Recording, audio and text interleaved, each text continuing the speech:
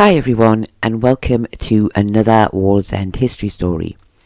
This week I am doing another video of tales from the past, mostly taken from old newspaper articles. So this will be Wallsend Tales from the Past number 2. As with the first video, the stories are all from different years and not in any particular order. Anyway, I hope you will enjoy it and find it interesting. I have to admit to having had quite a bit of fun trying to read some of the newspaper articles from the 1700s, as they came from a time when an S looked like an F. A good example of this is this story from 1725 offering a farm and dwelling house for sale in Wallsend. Not the most exciting article, but I hope you can see from the picture on screen at the moment just how much fun some of these old articles are to read. Unfortunately, there is very little detail given, so it is quite hard to figure out where this farm was. The Dean and Chapter did own quite a lot of land in Wallsend at one time, and it had crossed my mind that this farm may have been on the green. However, after doing a little more checking, the Hewbank family had lived at what later became known as Carville Hall, so I think this is more likely to be the location of this particular farm and dwelling house. A little story from 1768 that caught my eye was about the birth of 13 children over the course of 10 months. Nothing too exciting about that, you might think, but these were born to only 4 mothers. 3 Wallsend ladies had had triplets and 1 lady had had quadruplets. All bar one of the babies born were boys, and sadly the only girl had died at birth. The article went on to state that the 12 boys were all doing well and were very strong children. It must have been quite a thing for so many multiple births to happen in such a short time, and the mothers must have had a bit of a celebrity status in Wallsend at the time. And I do wonder if anyone listening to this is a distant relative of one of these babies. In 1760, a man by the name of William Young, known as a gentleman, was travelling along Shields Road on his way home to Wallsend when he was pulled off his horse and robbed. The robbers stole 20 shillings, but did not search him completely, as he escaped with 8 shillings that he had hidden in his waistcoat.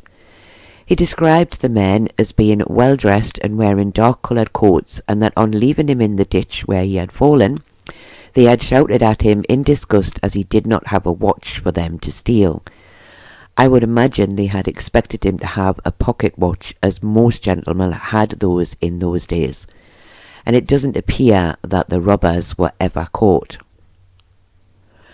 Another story that caught my eye was from 1904, and it was about a lady who I will simply call Mary. She had gone to a shop known as Blackburns on Border Road in Wallsend to buy some pies. On giving the shop assistant, Miss Beatty, half a sovereign in payment, she had needed some change, which Miss Beatty did not have. So she had had to go out of the shop to get some, leaving Mary alone inside. On Miss Beatty's return, she found Mary standing at the shop door, so she gave her the change and she went on her way. Miss Beatty then discovered that some toffees had been stolen from the shop. She immediately assumed it was Mary who had stolen them, so she followed her down the road to the Jolly Sailors Inn. Here she asked her about the missing toffees, and Mary denied all knowledge of them and refused to come back to the shop with her. So Inspector Tuff was called, and he made Mary return to the shop, after he had caught her, that is, as at first she ran up one of the back lanes to try and escape. Back at the shop, she still denied all knowledge of the theft of toffees, and then suddenly a piece of toffee fell to the floor at her feet. It was suggested by Mary that she had knocked some toffees off the counter, but Inspector Tuff was having none of it. He had seen her moving her hands beneath her shawl, and he was quite sure this was where the toffee had come from. Mary offered to pay, but this was refused, and she found herself in court. During the court case, Inspector Tuff stated that he had found several pieces of toffee in the back lane where he had chased Mary, and Miss Beatty had identified these as the toffees missing from her shop. I do admit that I kind of smiled to myself at this, as to me one toffee looks very much like another, so Miss Beatty must have really known her toffees. Mary, in her defence, said that when she had been waiting for Miss Beatty to return to the shop, she had been eating one of the pies, and in her other hand she had the other pie and her purse, so she was clearly not able to steal toffee when she already had her hands full. Having been asked why she had not attended the first court hearing, this was the second one, she said she hadn't gone because she thought it was all over and done with. Unfortunately, the magistrates did not believe her story, and she was fined 21 shillings, which was quite a lot considering the stolen toffees were not even worth 2 shillings in the first place. In 1895, the Wallsend police were informed that a hen house near to the Buddle School had been broken into during the night and 5 chickens had been stolen. Inspector Spence and PC Pringle were soon on the case. They searched the area in the hunt for the missing chickens, but they did not seem to be anywhere in sight. And then Inspector Spence decided to go into a house on Headley Street. It's not explained why he went there, but perhaps he could smell something in the air, as once inside he found 5 newly cooked chickens. The man in the house ran out, but PC Pringle was able to catch him after chasing him down the road. There were no details of what happened next or where the cooked chickens went, but it was said that the people of Wallsend who kept chickens should feel a lot safer now that the thief had been caught red-handed. In 1883, a letter appeared in the newspaper from the Reverend John Armstrong, who was the vicar of St. Peter's Church in Wallsend. His letter was in reply to one which had appeared in the papers a few days earlier from an unhappy parishioner. The parishioner, who lived at Houghton Pans, had claimed that he had gone to notify the vicar of a funeral which was taking place the following day, but had been unable to see the vicar as he had been too busy with some kind of musical entertainment, and he had only been able to leave a note to be passed on. The Reverend Armstrong stated in his letter that the man in question had not actually waited to be seen. He himself had been straight to the door as soon as his servant had told him of the note, but the man had gone.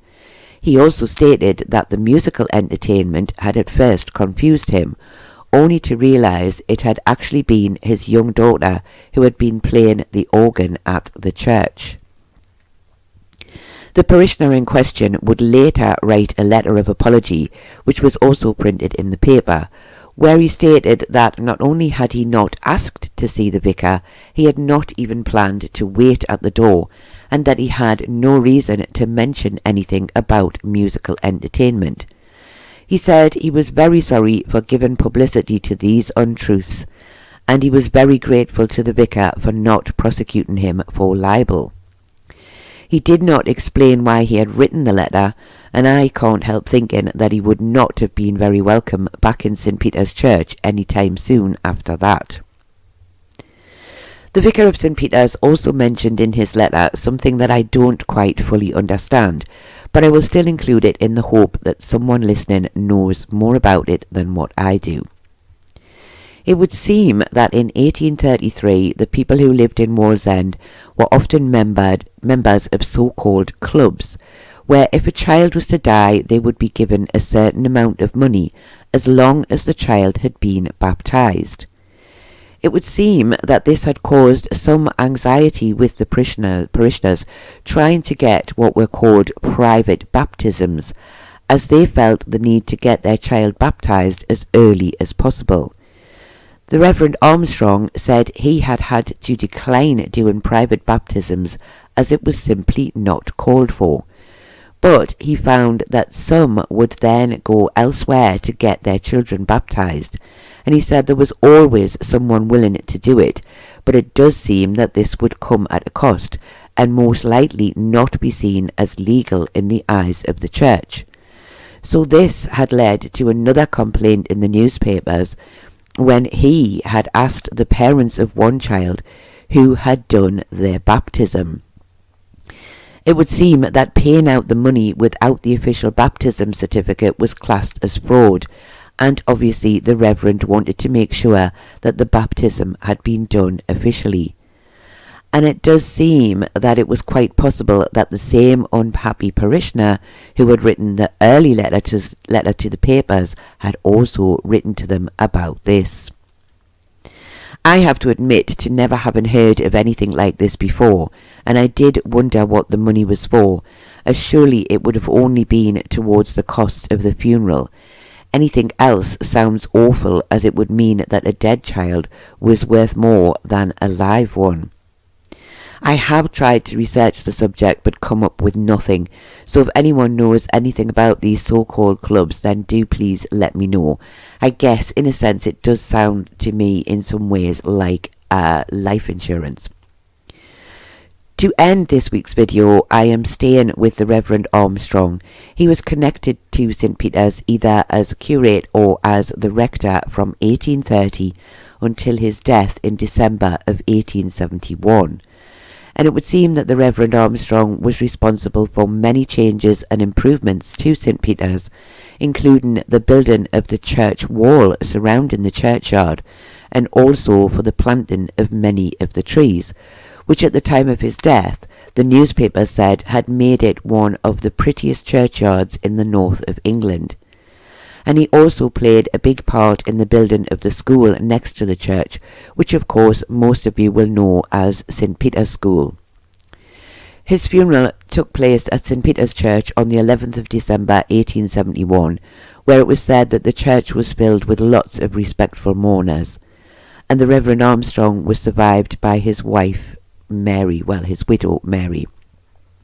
The next vicar of St. Peter's would be the Reverend Jenkins in 1872. I do hope that you have found this second little video of mixed stories about Wallsend interesting, and I do hope to see you all again very soon.